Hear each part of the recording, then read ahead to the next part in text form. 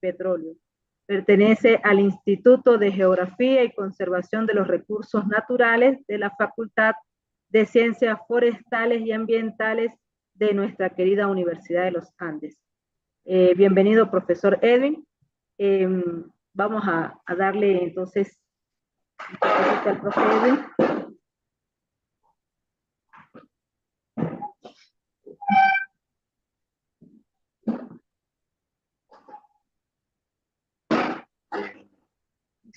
Sí, adelante, profesor.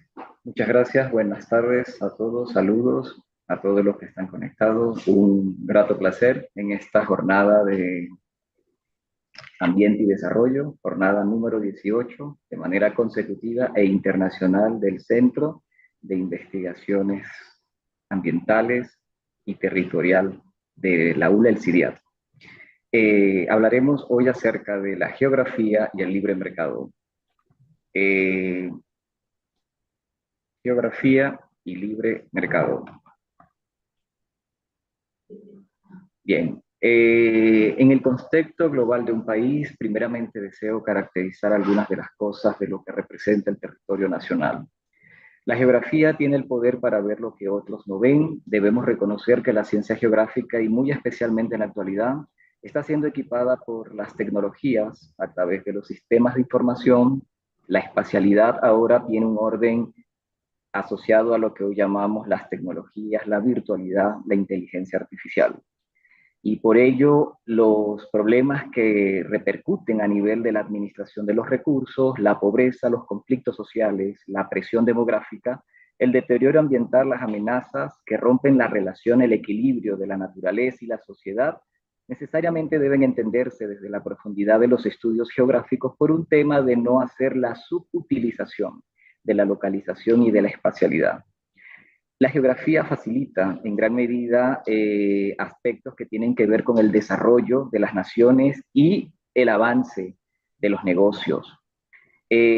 Para ello, entonces, yo quiero tomar y citar al profesor Leonel Vivas, quien escribió el libro La megadiversidad físico-natural, y él clasifica a Venezuela como un país que engloba casi toda la expresión de paisajes y climas de lo que es la América del Sur. Él lo llama la multiplicidad de espacios geográficos del territorio, la heterogeneidad del país, es lo que él conceptualiza como la megadiversidad físico-natural del territorio venezolano. Bien, ya entendiendo esa realidad en nuestro país, quisiera destacar, en este caso, la importancia de la geografía. La geografía es importante y muy especialmente cuando se trata de atender los temas del desarrollo territorial, porque ella permite en la actualidad concebirse como una ciencia del cambio global, esto es hablar de los efectos que está generando en el mundo el cambio climático, la movilidad forzada de las poblaciones en las diversas naciones en un país tan convulsionado como el que hoy vivimos, el lenguaje de la sostenibilidad que desde los objetivos del desarrollo se están hablando y que se están emanando para las investigaciones, los académicos que tienen que manejar información territorial. Bueno, la aplicación de este conocimiento geográfico sin duda tiene impacto a nivel de investigación, a nivel de políticas públicas, a nivel del desarrollo, a nivel de economía, corporaciones y expansión de capitales.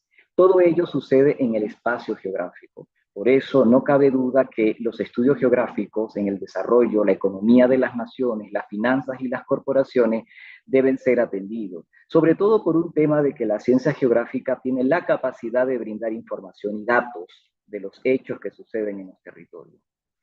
A partir de allí, entonces, es necesario conceptualizar a ciertas categorías propias de la ciencia geográfica y más que todo de la geografía del desarrollo.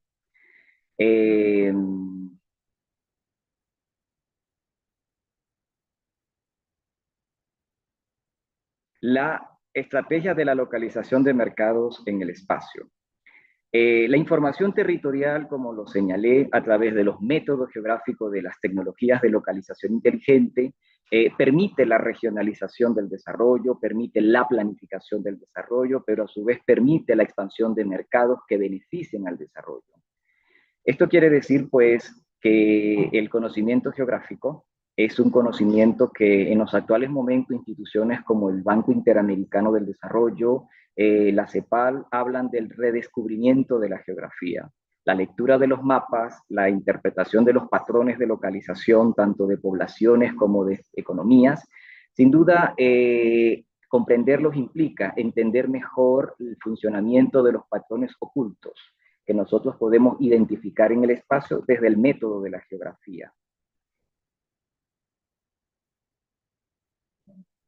Bien, los conceptos necesariamente abordados aquí, desarrollo regional, entendiéndose como desarrollo regional desde la perspectiva de la geografía del libre mercado, es sin duda el equipamiento territorial, un enfoque basado en infraestructuras esenciales para conectar los territorios, las regiones, las ciudades, implica que la visión de políticas públicas atiendan al equipamiento territorial, traduciéndose esto como instalaciones de infraestructuras ferroviarias, puertos, aeropuertos de gran envergadura que faciliten la inserción de los países en los mercados globales internacionales. Desde este enfoque de la geografía del libre mercado, hablar de la investigación de las tecnologías atiende a dos ámbitos esenciales que beneficien al desarrollo de las naciones y sus poblaciones, y son el desarrollo de la agroindustria, la agricultura, para que a través de las ciencias médicas, la biomedicina, la genética, se pueda identificar los patrones de beneficios que involucran la producción de alimentos para mitigar la desnutrición y avanzar en una población sana que se comporte como población económicamente activa, dispuesta a la acción del trabajo en las diversas ramas económicas. Hablar también de la investigación farmacéutica ayuda al control de enfermedades tropicales, al control de la mortalidad infantil, al control de la mortalidad materna y a la expansión de las expectativas de vida de una población. Información y señales de mercado hace referencia al equipamiento y al mensaje que desde las naciones los gobiernos pueden dar mediante una población capacitada, desarrollada con talentos humanos en diversas ciencias y técnicas y que le brinde un mensaje a las inversiones internacionales para que sean centros de adquisición de espacios para el desarrollo de infraestructura y de inversiones. Hablar de políticas urbanas sinceramente implica la cercanía de las ciudades. Esto implica que cuando las ciudades son acercadas desde la integración de infraestructura, la articulación viaria, la conexión en puentes, ferrovías, facilitan la movilidad de humanos, flujos de capitales, flujos de mercado, bienes y servicios. La organización espacial, desde este punto de vista, lo consideramos desde la visión de la descentralización político-administrativa territorial. Atender problemas que atañen al crecimiento urbano, los patrones del desarrollo de las ciudades, pueden tener un beneficio comprenderlo desde las escalas locales. Mientras más grande sea la escala y mientras más cercano estén los problemas de la participación ciudadana, sin duda van a tener mayor comprensión. Estas bases teóricas entonces nos ayudan a fundamentar lo que significa la geografía del libre mercado. La geografía aplicada nos ayuda como ciencia de desarrollo a mejorar y comprender las políticas públicas que canalicen la influencia de los objetivos del desarrollo. Explorar la geografía de un país explica las diferencias del desarrollo. Recordemos que la geografía como ciencia que explica las diferenciaciones, necesariamente el método geográfico nos ayuda a entender incluso las diferencias del desarrollo para ser atendida desde políticas públicas. Proponer políticas para superar las limitaciones en el terreno, el tema de la localización o situación, clima y demás componentes territoriales marcan una diferencia. Factores de la geografía humana, en este caso se puede traducir como patrones de distribución de población, y factores de la geografía física, clima, suelos, estudios geomorfológicos, nos ayudan a entender las tomas de decisiones en cuanto a ocupación y uso. El desarrollo entonces tiene una afectación influenciada por la geografía. Autores claves como Jarek Diamond, David Landes, Jeffrey Sachs nos han hecho toda una serie de recomendaciones aunado a los objetivos del desarrollo que plantea la ONU para que las naciones atiendan a cómo mitigar la pobreza y cómo acercarse a alternativas y a políticas públicas que la integren al denso y móvil mercado internacional. Una vez señalado todo esto, es muy importante también destacar que factores que tienen que ver como suelo, agua y clima representan elementos de decisiones políticas que son de impacto al desarrollo. Esta geógrafa española llamada Mari Carmen Pérez habla que el suelo, el agua y el clima son factores bioclimáticos que afectan de manera muy directa al tema de la producción de alimento, la nutrición de la población, la presencia del desarrollo humano y por lo tanto el tema del clima, que algunos lo destacan como factor determinante, como enfoque determinista para el desarrollo. Hay geógrafos e investigaciones evidentes que demuestran que el clima tropical no necesariamente limita el desarrollo. Entonces, de allí, aunado a lo que hablaba el anterior expositor, podemos decir que Venezuela tiene oportunidades desde el punto de vista de su clima, de su localización, de su disposición de agua, para la producción de alimentos no únicamente limitado para abastecer la demanda del mercado de nuestra población, sino que prospectivamente Venezuela puede, sin duda, competir en un futuro cercano, sujeto a grandes inversiones, a la inserción de Venezuela al comercio de alimentos. Bien, ahora, ¿con qué contamos en Venezuela? Venezuela está situado en el centro de las Américas, muy cercano al nodo internacional del Canal de Panamá, donde transita el 3% del comercio global. Este comportamiento de la dinámica de flujo global es muy relacionado con el estrecho de Gibraltar, los Bósforos y los Dardanelos en la integración del Mar Negro con el Mar Egeo entre Asia y Europa del sureste, el Canal de Suez, el estrecho de Hormuz, aquí en Dubái, el paso del puerto en Djibouti, además del Canal de Malaca y el Cabo de Buena Esperanza en el sur de África, nos permite entender que Venezuela cuenta con una excepcional manera de plantearse el desarrollo. Pues esto entonces nos invita a entender que Venezuela goza de un patrón de concentración poblacional localizado en la costa, una presencia de buenas ciudades con puertos naturales en toda la línea costera del Caribe. Además de ello, toda esta tendencia histórica de cómo se concentra nuestra población en la línea del arco costero montañoso nos permite visionar el desarrollo del país desde unas políticas de integración al mercado internacional. Las restricciones, cuando las instituciones las establece y las impone, sin duda se traduce en pobreza, en desempleo, en atraso, en menos desarrollo, y lo ideal es un enfoque que atienda a las necesidades de equipamiento del país, no únicamente con un fin de la movilidad nacional del mercado, sino que trascienda más allá del hecho del comercio internacional.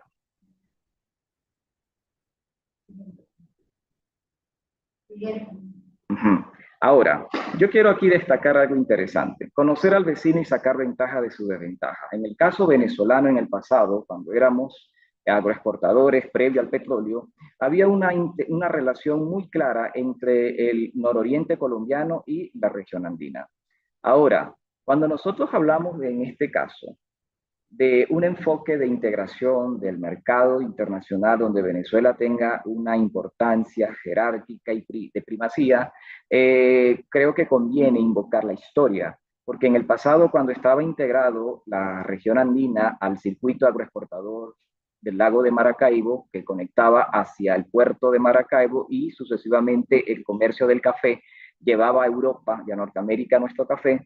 Si hoy en la actualidad, teniendo una Colombia con alto dinamismo económico, con una concentración demográfica y una densidad económica alta en los departamentos del Santander y norte de Santander, conviene hablar de un enfoque que integre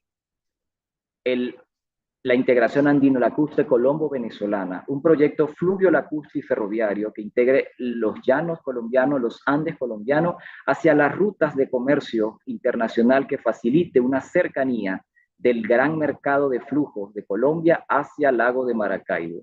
Hay restricciones geográficas, las dotaciones naturales de la geografía colombiana, concentrado en el centro, la mayor densidad económica y demográfica de Colombia, sus exportaciones e importaciones se dan haciendo uso del río Magdalena, río sujeto a un régimen estacional de 3, 4, 5 meses, de donde su régimen disminuye y que eso obliga a hacer uso por tierra del desplazamiento de bienes y servicios de importación a exportación.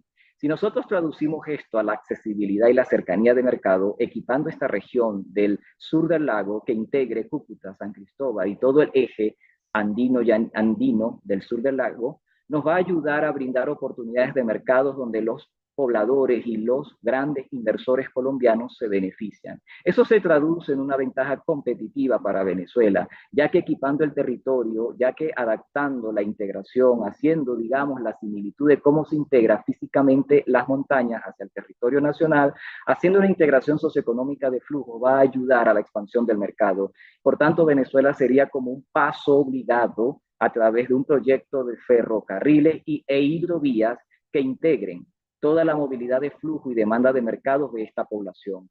Sin duda, Venezuela esto la beneficiaría en gran manera.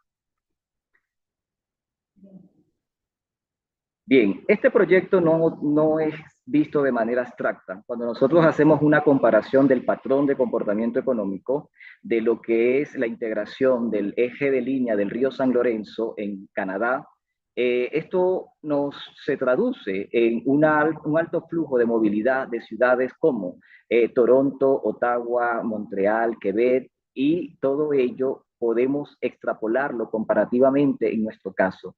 Los llanos del Casanare, el Meta, integrado a través del sistema de hidrovía natural. La hidrovía es como una autopista natural que el río Orinoco y el río Apure y el río Meta facilitan a que esto sea visto no únicamente como un eje de desarrollo Apure-Orinoco para beneficio de nuestro país, sino que los llanos colombianos puedan tener acceso a esta ruta natural, a este eje natural a través de la movilidad del río. Esto, si lo llevamos comparativamente con esta realidad del comportamiento socioeconómico de Canadá y los Estados Unidos, nos va a beneficiar. Es cuestión de que ciudades como Puerto de Nutria, Guasdualito, San Fernando de Apure, Cabruta, Caicara del Orinoco, Ciudad Bolívar, Ciudad Guayana, se comporte como ciudades comandos que faciliten la movilidad de las mercancías a través de este proyecto de hidrovía Orinoquia Atlántico.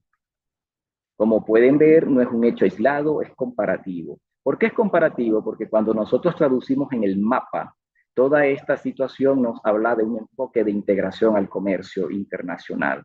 Venezuela no sería visto como un país aislado, sino integrado a los flujos comerciales globales, y en este caso beneficiaría no únicamente a la economía nacional, sino también al intercambio del país vecino.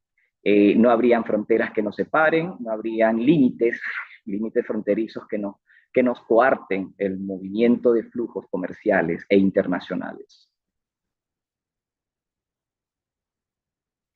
Algo así, esta es una imagen adaptada de Fundación Empresas Polar Venezuela, donde podemos ver toda una circulación en redes de flujos que nos integrarían todos los llanos. El Orinoco se comportaría como una autopista natural de hidrovía que integraría Colombia con Venezuela a través del comercio por el Atlántico.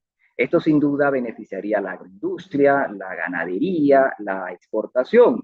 Y todas estas ciudades se comportarían como centros de abastecimiento para la demanda de los flujos que aquí se diseñan, porque sin duda esta es una imagen, visión, futuro de ver el comportamiento espacial y saber cómo nosotros podemos interpretar una geografía de la integración, una geografía de la inserción de Venezuela al mercado internacional.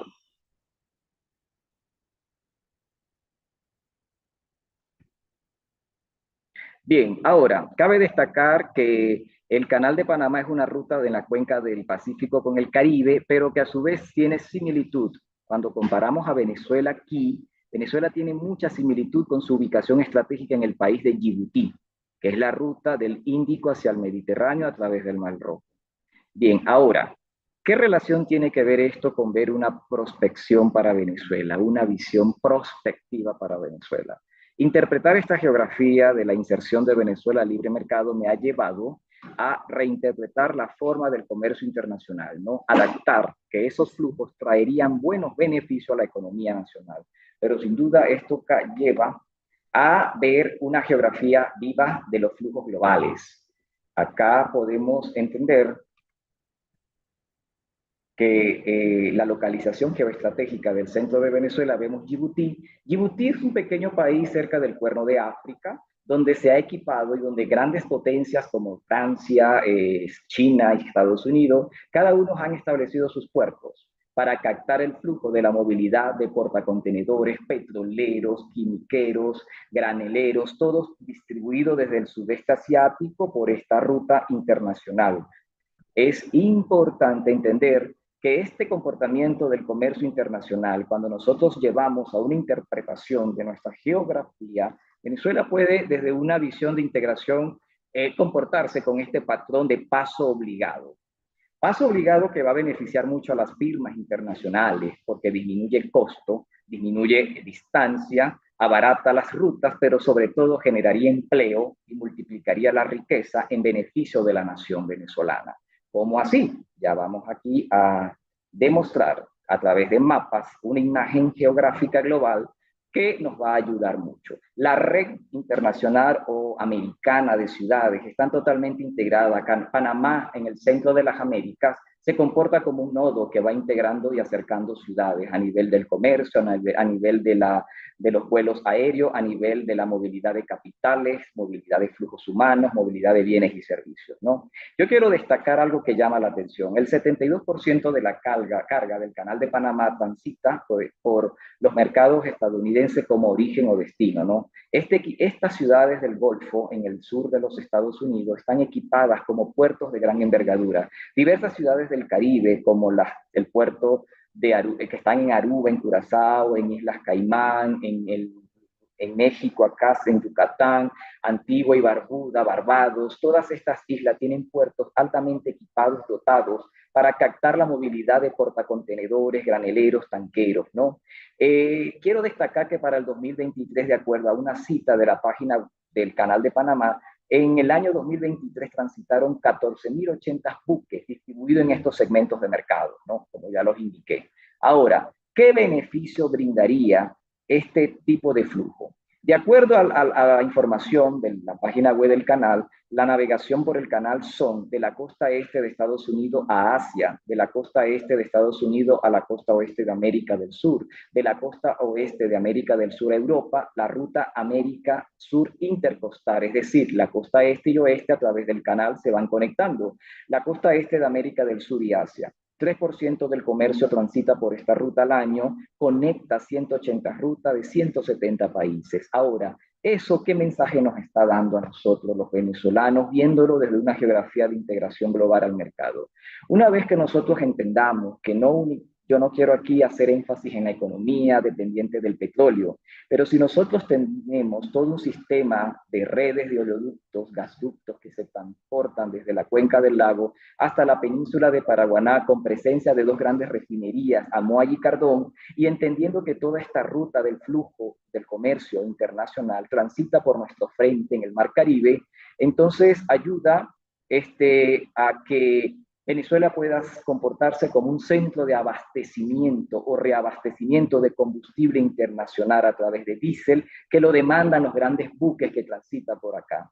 Es decir, en palabras muy coloquiales, tener una mega gasolinera internacional en Paraguaná nos beneficiaría. ¿Por qué? Porque del 100% de los buques que aquí transitan, solo el 15% se abastece en Panamá. Estas rutas prefieren ir al puerto de Corpus Christi en Texas, Houston o Mobile o a su vez Cartagena de India acá. Y nosotros teniendo esta posibilidades de competir, ofreciendo precios competitivos al mercado internacional de estas rutas comerciales marítimas, nos va a beneficiar en gran manera. Esto implica cambiar el enfoque del desarrollo atendiendo a estas dotaciones que nuestra geografía nos dio, nos brindó, nos dio esta oportunidad de centralidad americana, nos va a llevar sin duda a ser altamente competitivos a la hora de visualizar una política pública, pero que aunado a los grandes corporativos del comercio, nos va a ayudar a recuperar mucho el tema de la economía, el tema del desarrollo. Aquí podemos ver cómo está integrado y articulado el tema de los oleoductos y gasductos. El equipamiento de nuestras costas con puertos de gran envergadura va a ayudar mucho. Venezuela con sus cuencas petrolíferas, con sus refinerías, con sus oleoductos, puede ser altamente competitivo en este tenebroso, demandante y fuerte mercado internacional del petróleo. No sería vender el petróleo únicamente crudo, sino poder refinar y competir en combustible marítimo y aéreo, situación de centralidad nos va a ayudar mucho a competir.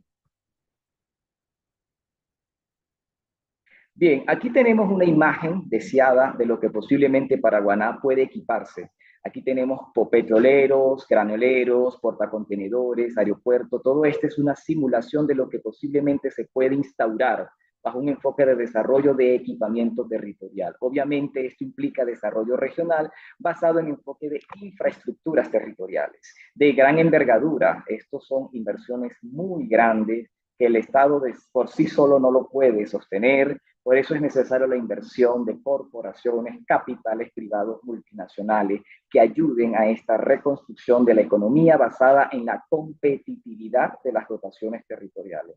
Aquí el desarrollo no se sostiene únicamente en la presencia de recursos. Entender este desarrollo es ir más allá de la imagen deseada de un país capaz de integrarse a esta dinámica global. Bien, algo así se imaginaría un escenario, una idea deseada, cómo equiparíamos. Esto es muy similar acá. Tenemos el puerto de Mumbai en India. Es un puerto que no tiene ni petróleo, no tiene, pero es un paso obligado porque está cercano a la ruta de Dubái en el estrecho de Hormuz, que a su vez puede movilizar productos, bienes, servicios hacia Europa. Igual sucede con el canal de Malaca en Singapur acá. Necesariamente todo el mercado, lo que viene de Vietnam, Tailandia, Filipinas, Taiwán, Corea del Sur, Japón, China incluso, se mueve por acá, por este canal de Malaca. Si nosotros entendiéramos esta geografía, una geografía de la integración, una geografía del equipamiento, una geografía donde la libertad de mercado ayuda a las naciones a competir, Venezuela, con el solo hecho de su situación, altamente equipado, con infraestructuras de gran envergadura, podría en gran medida fortalecer la economía asociada a la competitividad de los grandes capitales mundiales. Eso sin duda se traduce en desarrollo, en empleo, en mitigar pobreza, en entender la identidad de lo que significa la geografía. Cuando hablamos de Guayana, hacemos referencia a la cantidad de minerales, y normalmente entendemos la exportación de minerales en bruto, ¿no? Pero ¿por qué no entenderlo como un proceso de industrialización? Toda la experiencia que tienen las grandes naciones que en historia han enseñado acerca del desarrollo, Europa principalmente, Canadá, Australia, que ha equipado el territorio y ha hecho uso de los recursos de manera industrializada, la hace altamente competitiva el mercado. Entonces Guayana, con toda su amplia cobertura de recursos existente en su territorio, se puede comportar como un centro de abastecimiento de manufactura a través de la industria de la siderúrgica, la industria de las tecnologías, la industria de la información, la industria que se traduce en empleo y desarrollo. Bueno, entender el caso venezolano. En el pasado los indígenas caribes dominaban el Caribe a través de toda una relación de manejo de navegación de alta mar. Todas las islas del arco caribeño, isla de Sotavento, esto implica Antigua, Barbuda, Trinidad y Tobago, todo lo que tiene que ver esas islas que son territorio de ultramar francés e inglés, fueron dominados en el pasado por los caribes. Nuestro caso, no tenemos puertos de alto nivel capaz de donde atraquen, donde lleguen muelles, donde atraquen en los barcos internacionales, pero a su vez tampoco tenemos dotaciones para el turismo en el Caribe. El Caribe con alta presencia de vida marítima, que son demasiados excepcionales. He leído que el turismo de cruceros en Barbados, la mayor demanda de mercado es el mercado japonés. Cambian los salmones por comer, digamos, pececitos caribeños, ¿verdad?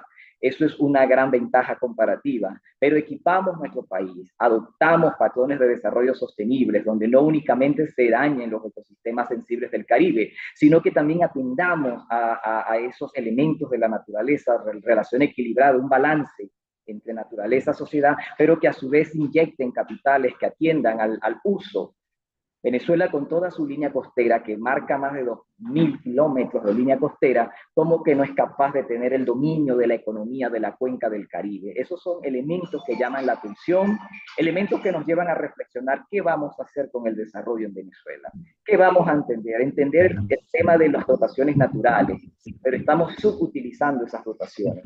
Esas dotaciones simplemente pueden ser usadas de manera potencial cuando desde la población entendamos que emplear población, desarrollar ideas, plantear la inserción al mercado internacional nos va a ayudar. El desarrollo de nuestras costas a través de corporaciones hoteleras nos va a ayudar mucho a generar empleo, a generar desarrollo y hacer atractivo el Caribe venezolano para la gran demanda de turismo. Profesor, disculpe. Profesor Edwin, ¿me escucha? ¿Te oigo? Profesor Edwin, vaya cortando un poco la presentación, ya está pasado de tiempo, por favor. Entonces, en ese sentido, llegamos a estas conclusiones.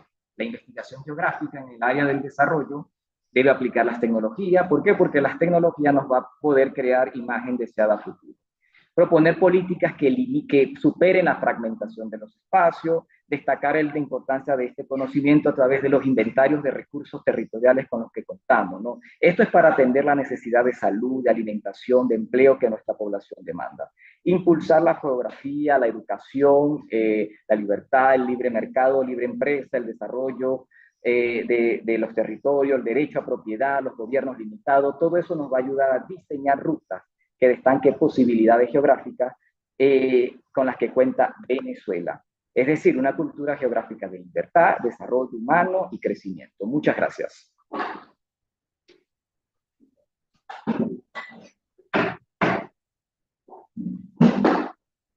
Bueno, muchísimas gracias al profesor Edwin Pérez por su intervención. Vamos a pedirle al profesor Luis Sandia que haga entrega del certificado que le corresponde al profesor Edwin Pérez por su participación. Profesor.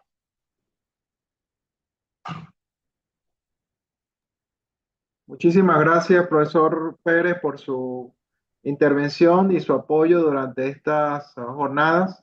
Una muy interesante enfoque de la geografía y la economía, así que nos ha nutrido a todos con esta disertación tan interesante. Muchísimas gracias. Gracias a usted, profesor, y gracias al profesor Edwin Pérez por la intervención. Vamos a continuar.